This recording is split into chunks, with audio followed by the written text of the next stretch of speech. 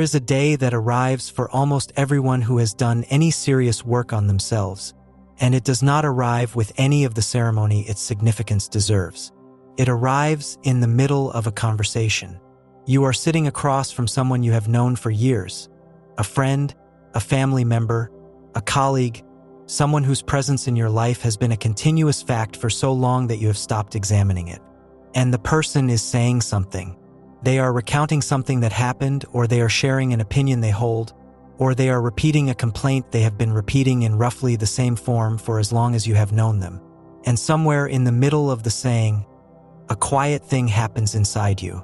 You realize that you are no longer in the same place as the person across from you. You realize that the thing they are saying, which would once have produced in you a particular response, sympathy, agreement, the familiar shape of the conversation you have had with them 100 times, no longer produces that response. The response does not arrive. You feel the absence of it. And what you feel in the absence is the recognition that something has changed. Not in them, in you. And the distance between where you now are and where they still are is wider than it was the last time you sat with them, and you understand, with a precision that has no comfortable resolution, that the distance is not going to close. This moment is one of the most consistent and least discussed experiences in the entire territory of inner development. It is the moment of recognized outgrowth. The moment when the asymmetry between your trajectory and the trajectory of the people around you becomes too clear to keep suppressing. And it is a moment that the modern culture has almost no vocabulary for, because the modern culture is organized around the assumption that personal growth is universally good, universally desirable, and universally cause for celebration, which it is, until it produces consequences that the celebrations did not prepare anyone for. The consequence in question is this: when you grow, and the people around you do not, the relationships that were built on the shared previous state cannot continue in their previous form. The conversations that were sustained by mutual stuckness no longer flow. The complaints that were validated by mutual complaint no longer find their old echo. The shared world that existed because both of you were inhabiting the same psychological territory becomes uninhabitable for one of you, because one of you has moved, and the moving has changed what the world contains. This essay is about what to do when this day arrives, about why almost everyone misreads it when it does, about the specific psychological dynamics that produce the experience of outgrowth, what they mean about you and what they mean about the people you are outgrowing, and what the strategic traditions and the depth traditions of the inner life have understood about the navigation of this transition. Because the navigation is not obvious. The instinct to either suppress the recognition and continue performing the old relationship, or to dramatically sever the relationship in a public reorganization of your life, are both wrong instincts. There is a third option, and it is the one that this video is going to spend its time describing. Let's begin with the question of what is actually happening when you outgrow someone, because the language of outgrowth has been used so loosely in the popular conversation that it has lost most of its meaning. To outgrow someone, in the precise sense, is not to become better than them. It is not to become superior, more enlightened, more developed in some hierarchical way that places you above them in a ranking. The word outgrow in its accurate use is closer to its biological meaning. A young creature outgrows the small space it was raised in. The space is not bad. The space was appropriate for a smaller version of the creature. The creature, having grown, can no longer fit comfortably in the space. This is not a judgment on the space. It is a structural fact about the relationship between a creature of a particular size and a space of a particular dimension. The creature has changed. The space has not. And the fit that used to work no longer works. Applied to relationships, this is precisely the dynamic. You have changed. Not in a way that makes you better than the people you are outgrowing. In many cases, the people you are outgrowing have qualities you do not have, virtues you lack, wisdoms you have not yet earned. The change is not about quality. The change is about a specific kind of development, usually the development that comes from interior work, from the integration of the shadow, from the dissolution of patterns that the previous relationships were partly built on. The change is real. It is not optional in the sense that once it has occurred, you cannot unoccur it. And the fit between the changed you and the unchanged relationships is no longer the fit it once was. The relationships were calibrated to a specific shape of you. That shape has moved. The relationships have not. And the gap between the current shape and the relationship's calibration is the experience that the day of recognized outgrowth is making visible. If something in this is reaching the part of you that has felt this gap and has not had the language for it, take 1 second now and subscribe. The work we do here is for the ones who are in the middle of this transition and are tired of trying to interpret it through frameworks that do not fit the territory. Subscribe and hit the bell. Let's go deeper. The first thing to understand about the outgrowth dynamic is that it is almost always asymmetric in a specific direction. The person who has done the inner work sees the outgrowth more clearly than the people on the other side of it. This is not because the person who has done the work is somehow more perceptive in general. It is because the work itself produces, as one of its standard effects, an increased capacity to see relational dynamics that were previously invisible. The unworked person sees the relationship in roughly the same way they always have. The worked person sees what the relationship is actually doing, what each party is contributing, what patterns are being repeated, what unconscious dynamics are at play. The worked person sees the relationship from a vantage point that the unworked person does not have access to. And the asymmetry of vision produces an asymmetry of experience. The worked person experiences the relationship as having changed.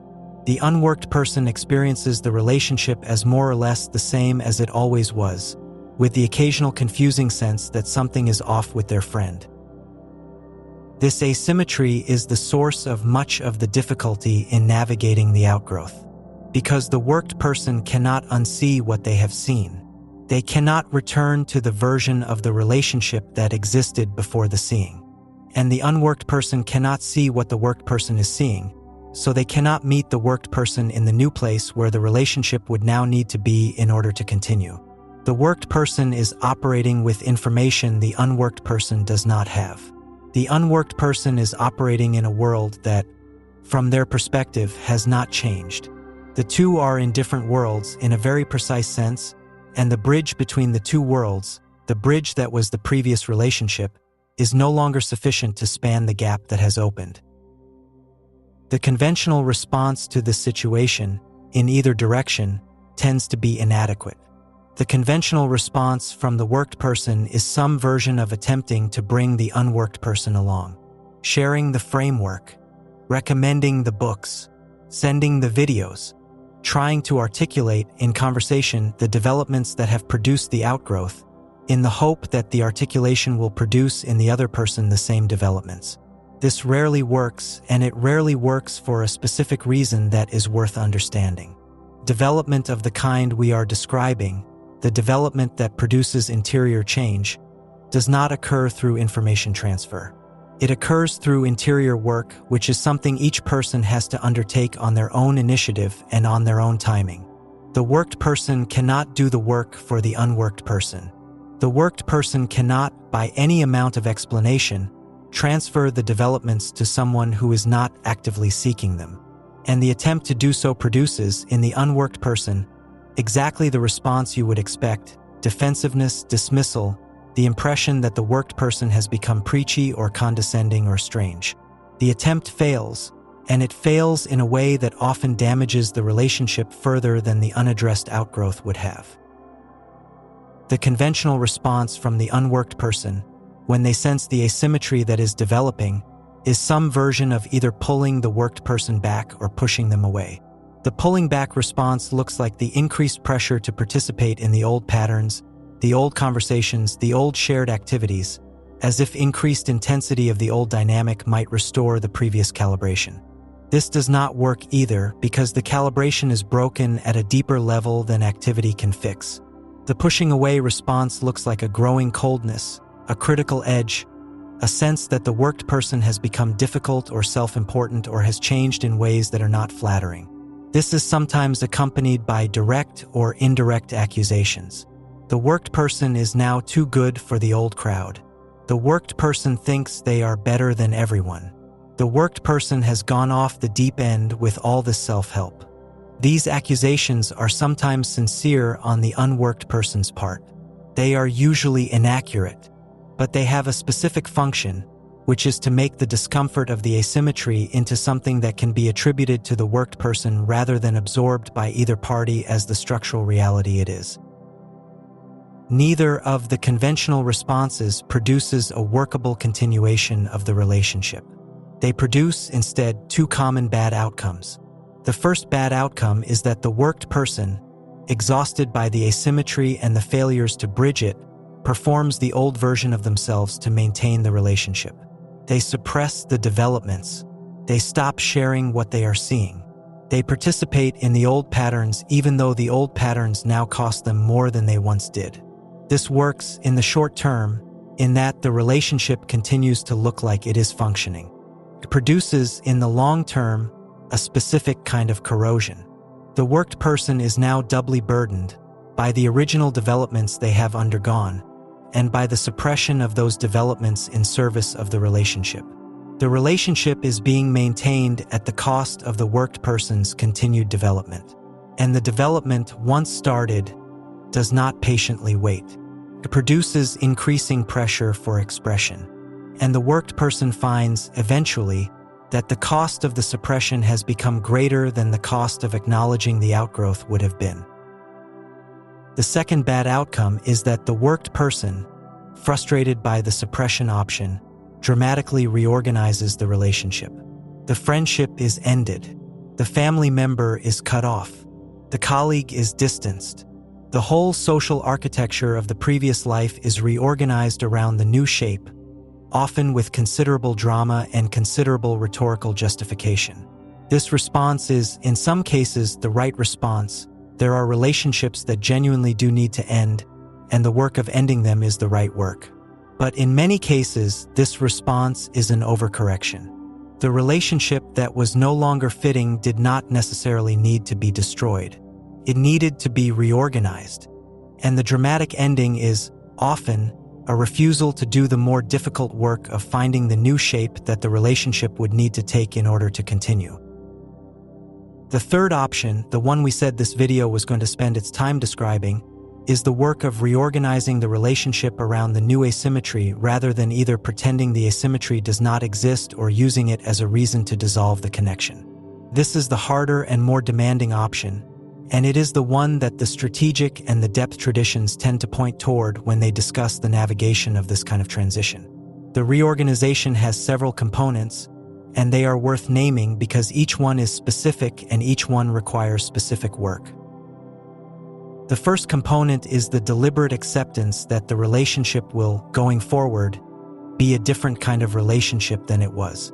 Not better, not worse, different, possibly less central to your inner life, possibly less of a place where you bring the parts of you that have been developing, possibly less of a context for the conversations that now matter most to you, but still a relationship with its own kind of value, valued for what it actually is rather than for what it can no longer be. The person across from you is the person you have always known. The history is real. The affection is real. The specific kinds of warmth that this relationship offered, and that no other relationship in your life offers in exactly the same way, are still there. They are simply no longer at the center of what you are doing in your inner life. The relationship moves from center to periphery. And the periphery, when it is held appropriately, is a perfectly viable place for a relationship to live. The second component is the disciplined refusal to make the relationship the place where you do the developmental work you are now doing. The temptation in the early stages of outgrowth is to attempt to make the old relationship into the container for the new developments. To bring to your old friend the conversations that your old friend cannot have with you.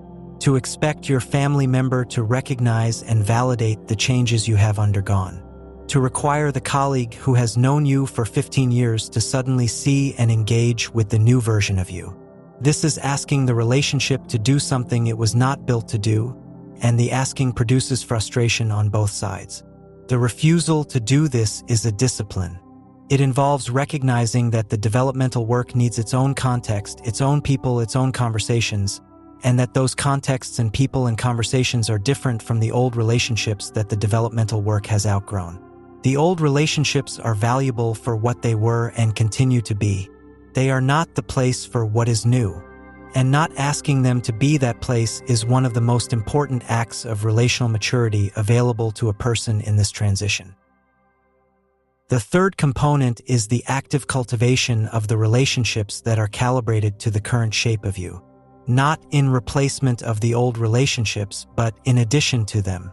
The interior work that produces outgrowth also produces the capacity to recognize, when you encounter them, the people who are at a similar place in their own development, and the new kinds of conversation, the new kinds of shared world that are possible with them. These relationships exist. They are rarer than the old ones by definition. They take longer to form because they cannot be formed on the basis of long shared history and have to be formed on the basis of actual present mutual recognition. But they are forming, and they will form if you are oriented toward forming them. And the quality of the relationships that form from this place, the quality of the conversations, the quality of the meeting, the quality of the inner life that is allowed to be present in the relating, is incomparably different from anything the old relationships were capable of producing.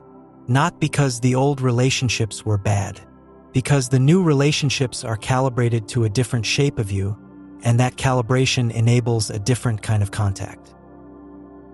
There is one more thing to say, and it is the thing that the depth tradition has been clearest about across centuries. The outgrowth is not a sign that something has gone wrong. The outgrowth is a sign that something has gone right.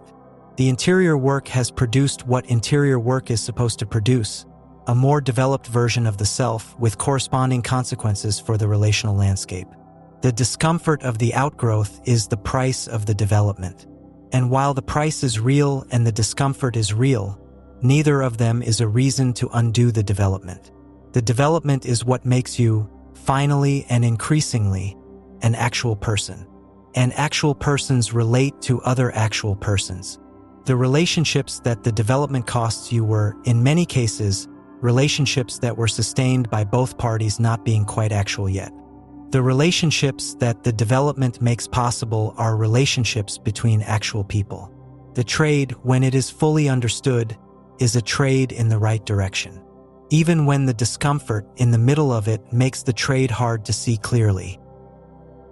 If this reached the part of you that has been carrying this transition without having a name for it, do something now. Comment with these 3 words: I have outgrown. Just that.